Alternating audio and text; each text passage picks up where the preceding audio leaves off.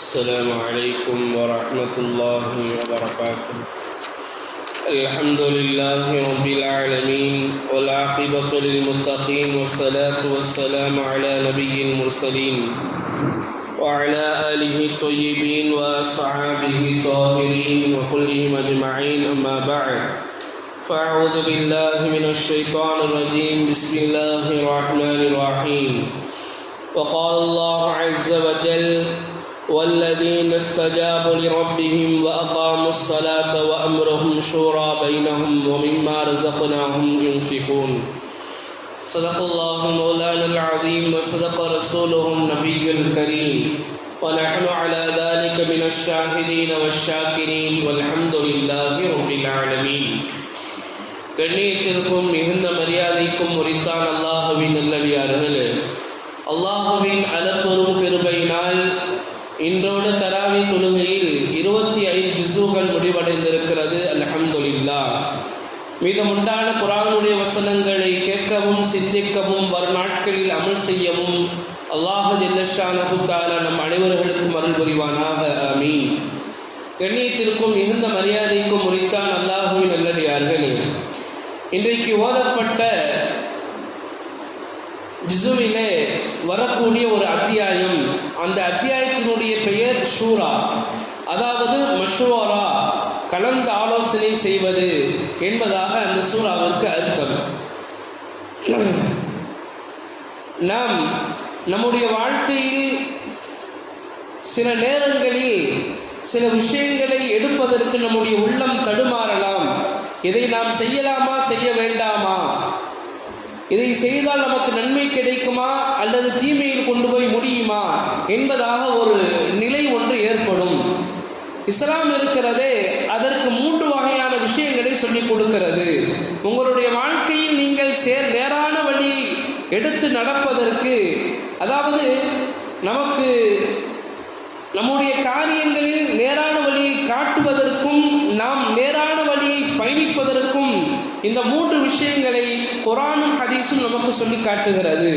அதில் முதலாவது விஷயம் இஸ்திகாரா. இஸ்திகாரா என்பதாக சொன்னால் என்னவென்று சொன்னால், நபி ஸல்லல்லாஹு அலைஹி வஸல்லம் அவர்கள் ஹஜ்ரத் ஜாபிர் ரலியல்லாஹு தஆலா அவர்கள் அறிவிப்பு செய்வார்கள். நபி ஸல்லல்லாஹு அலைஹி வஸல்லம் அவர்கள் குர்ஆனை எப்படி கற்றுக் கொடுப்பார்களோ அதே போன்றுதான் இஸ்திகாராவுடைய துஆவையும் எங்களுக்கு கற்றுக் கொடுத்தார்கள். அதாவது இஸ்திகாரா என்பதாக என்னவென்று பார்ப்போமேயானால், நாம் ஒரு காரியங்களை செய்யலாமா. உதாரணமாக ஒருவர் கடை ஒன்றை ஆரம்பிக்கிறார். அவர் நினைக்கிறாரு, நம்ம கடை ஆரம்பிக்கலாமா அல்லது வேற தொழில் செய்யலாமா. இது அவருடைய உள்ளத்தில் ஒரு ஊசலாட்டம் ஏற்படுது, என்ன செய்யலாம். இப்போ அவர் என்ன செய்யணும்னா 2 ரக்காயத் அல்லாஹ்விடத்துல தொழுது அந்த துஆவை ஓதும். அந்த இடத்துல அம்ரு என்பதாக அந்த இடத்துல வரும். அந்த இடத்துல நம்முடைய தேவையை நாம் சொல்றது. இந்த 2 ரக்காய் தொழுதற்கு பின்னால், இந்த துஆவை ஓதியதற்கு பின்னால் நம்மளுடைய உள்ளத்திலே ஒரு மாற்றம் ஏற்படும். நம்ம செய்யலாம், தைரியமா இறங்கலாம் அப்படின்னா நாம் சரியாக அந்த விஷயத்தில் இறங்க வேண்டியதுதான். அல்லது நமக்கு வேற ஒரு மஷவரா வருது, அதாவது வேற ஒரு சிந்தனை வருது, நம்ம ஆரம்பிக்க வேண்டாம், பின்னாடி பார்த்துக்கலாம், இப்போ இருக்கிற தொழில் நம்ம வச்சுக்கலாம் என்பதாக ஒரு சிந்தனை வரும் என்றால் அதில் நாம செய்ய வேண்டியதுதான். ஏன் காரணம் என்னவென்று சொன்னால், நாம் நம்மளுடைய பொறுப்புகளை அல்லாஹ்விடத்திலே சாட்டுகிறோம். இப்போ அல்லாஹ் தான் என்ன செய்யறான், நீ என்ன இடத்துல வந்துட்ட, எனவே உனக்குண்டான பாதையை நான் சரியாக்குறேன் என்பதாக அல்லாஹ் ஜல்ல ஷானஹு தஆலா நம்மளுடைய வாழ்க்கையில் நம்மளுடைய வேலைகளை அல்லாஹ் தஆலா லேசாக்கிடுவான். இது முதலாவது விஷயம். இரண்டாவது விஷயம் சீட்டு குலுக்கி பார்ப்பது. அதாவது ஒரு உரிமை எல்லாருக்கும் சொந்தமாக இருக்கிறது என்று சொன்னால் அந்த விஷயத்தில் நம்ம சீட்டு போட்டு குலுக்கி பார்க்கணும். அதாவது இவருக்கும் சொந்தம் இருக்கும், அவருக்கும் சொந்தம் இருக்கும். இப்போ உதாரணமாக ஒரு கிணறு இருக்குது, அண்ணன் தம்பி 2 பேருக்கு சொந்தம். ஆனால் என்ன செய்யணும், 2 பேருக்கு பிரித்து கொடுக்கணும். எப்படி கொடுக்கறது, பிரித்து கொடுக்க முடியாது. கிணத்தை வெட்ட முடியாது.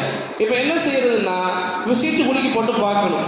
இன்னொரு சொத்தும் இருக்குது. இது யாருக்கு சொந்தம், யாருக்கு சொந்தம் இல்லை, யாருக்கு கொடுக்கலாம், யாருக்கு கொடுக்கக்கூடாது என்பதாக நாம் என்ன செய்யறதுன்னு சொன்னால் அதை நாம் சீட்டு குலுக்கி போட்டு பார்க்கறது. நபி ஸல்லல்லாஹு அலைஹி வஸல்லம் வாழ்க்கையில் அப்படிதான் இருந்துச்சு. ஆயிஷா ரலியல்லாஹு தஆலா அவங்க சொல்லுவாங்க, நபி ஸல்லல்லாஹு அலைஹி வஸல்லம் அவர்களிடத்தில் அப்பொழுது 7 மனைவிமார்கள் இருந்தாங்க. ஒவ்வொரு போர்க்களத்துக்கும் போகும் பொழுது நபி ஸல்லல்லாஹு அலைஹி வஸல்லம் அவர்கள் சீட்டு குலுக்கி பார்ப்பாங்க. யாருடைய பேர் வருதோ அவங்கள கூட்டிகிட்டு போவாங்க. இங்கே நம்ம பார்த்தோம்னு சொன்னால் 7 மனைவிமார்களுக்கும் உரிமை இருக்குது நபியோட போகிறதுக்கு. இப்போ யாரை கூட்டிகிட்டு போகிறது? அதில் நபி ஸல்லல்லாஹு அலைஹி வஸல்லம் என்ன சொன்னாங்கன்னா சீட்டு குலுக்கி போட்டு பார்த்தாங்க. இதில் யாருடைய பேர் வருதோ அவங்களை நம்ம கூட்டிகிட்டு போகலாம். அப்போது யாருடைய பேர் வந்துச்சு? அன்னை ஆயிஷா ரலியல்லாஹு தஆலா அன்ஹா அவங்களுடைய பேர் வந்துச்சு. அல்லாஹ் ஜல்ல ஷானஹு தஆலா குர்ஆனிலும் சொல்லி காட்டுவான். யூனுஸ் அலைஹிஸ்ஸலாத்து வஸ்ஸலாம் அவர்கள் தன்னுடைய ஊரை கோபித்து கொண்டு கப்பலில் வேறு ஊருக்கு போவான். வேறு ஊருக்கு போகிறதுக்காண்டி போய் கொண்டு இருப்பான். கப்பல் கொஞ்சம் ஆடும், ஏதாவது பொருளை கடலில் தூக்கி போடணும். பொருளை தூக்கி போட்டுட்டாங்க, கப்பல் ஆடுறது நிப்பாட்டலை. இப்போ யாராவது ஒரு மனிதர் கப்பல்லேருந்து கடலை குதிச்சே ஆகணும், வேறு வழி இல்லை. எல்லா மக்களும் பார்க்குறாங்க, சீட்டு குலுக்கி போட்டு பார்க்கலாம். சீட்டு குலுக்கி போட்டு பார்க்குறாங்க. முதல் தடவை யூனுஸ் நபியுடைய பேர் வருது. பார்க்குறாங்க, அவர் ஒரு நபி.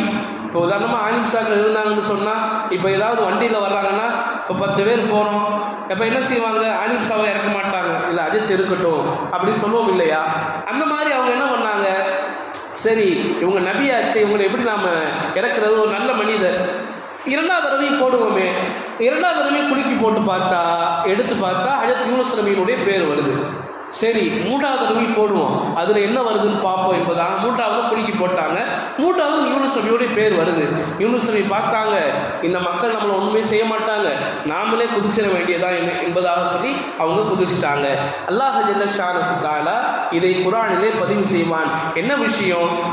உங்களுக்கு மத்தியில் ஒரு பிரச்சனை வருது, அந்த விஷயத்தில் எல்லாரும் சரிசமமாக இருக்கிறோம்னு சொன்னால் நீங்கள் என்ன செய்யுங்க? சீட்டு குலுக்கி போட்டு பாருங்கள், அதில் என்ன விஷயங்கள் வருதோ அதன்படி நீங்கள் அமல் செய்யுங்கள் என்பதாக குர்ஆன் ஹதீஸும் நமக்கு வழிகாட்டுகிறது. அதிலே நலவுகள் இருக்கிறது. 3வது விஷயம் கலந்து ஆலோசனை செய்வது, அதாவது மஷோரா என்பதாக அர்த்தம். அல்லாஹ் நபி ஸல்லல்லாஹு அலைஹி வஸல்லம் அவர்களுக்கு அல்லாஹ் ஜல்ல ஷானஹு தஆலா 3 முறையில் ஆலோசனை வழங்குமாறு சொல்லியிருந்தான். முதலாவது விஷயம், குர்ஆனில் அல்லாஹ் எதை இறக்கி வைத்தானோ அதன்படி செயல்படுவது. அதாவது சமுதாயத்தில் ஒரு செயல் செய்யணும், ஒரு விஷயம் நடக்கணும் அப்படின்னா குர்ஆனில் அல்லாஹ் சொல்லியிருப்பான் நபிக்கு, யாரை சொல்லலாம் நீங்கள் இந்த மாதிரி செய்து கொள்ளுங்கள் என்பதாக அதை செய்கிறது. இது முதல் விஷயம். 2வது விஷயம், அல்லாஹ் தஆலா நபியினுடைய உள்ளத்தில் போடுறது, நீங்கள் இதை செய்யுங்க என்பதாக. அதை நபி ஸல்லல்லாஹு அலைஹி வஸல்லம் செய்வாங்க. 3வது விஷயம், உங்களுடைய குடும்ப தேவையாக இருந்தாலும், உங்களுடைய தீனுடைய தேவையாக இருந்தாலும், உங்கள் மனைவிமார்களிடத்திலேயும் உங்களுடைய சஹாபாக்களிடத்திலேயும் நீங்கள் மஷ்வரா செய்யுங்கள். எதற்காக வேண்டி? ஒரு காரியம் வெற்றி அடைய வேண்டும் என்று சொன்னால் நாம் முதலில் நாம் கையாள வேண்டியது ஆலோசனை செய்வதைத்தான். இப்போ ஒரு விஷயம் நடக்கணும், ஒரு 10 பேர் கூடி ஆலோசனை செஞ்சோம்னா அந்த விஷயம் நடக்கிறதுக்காக வேண்டி எல்லாத்துக்கும் கவலை வரும். முதல்ல என்ன வரும்? கவலை வரும். கவலை வந்துச்சுன்னு சொன்னால் யாருமே அந்த செயலை தடுப்பதற்கு முனைய மாட்டாங்க. தடுப்பதற்கு யாரும் என்ன செய்ய மாட்டாங்க? முயற்சி செய்ய மாட்டாங்க. அவங்களுக்கும் அந்த கவலை வரும். இது முதலாவது விஷயம். 2வது விஷயம், அந்த விஷயம் 50% நடந்தேறி முடிஞ்சிடும்.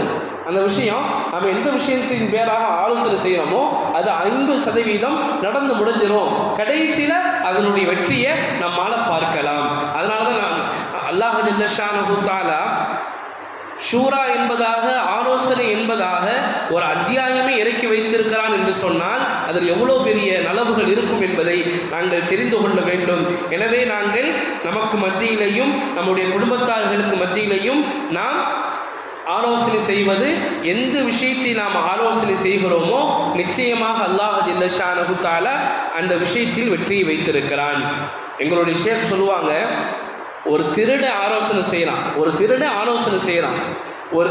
ஆலோசனை செஞ்சாலும் அந்த விஷயத்தையும் அல்லாஹ் தஆலா நடத்தி கொடுப்பான். ஏன் தெரியுமா? அவங்க எல்லாரும் உட்கார்ந்து ஒற்றுமையாக உட்கார்ந்து ஆலோசனை செய்கிறாங்க.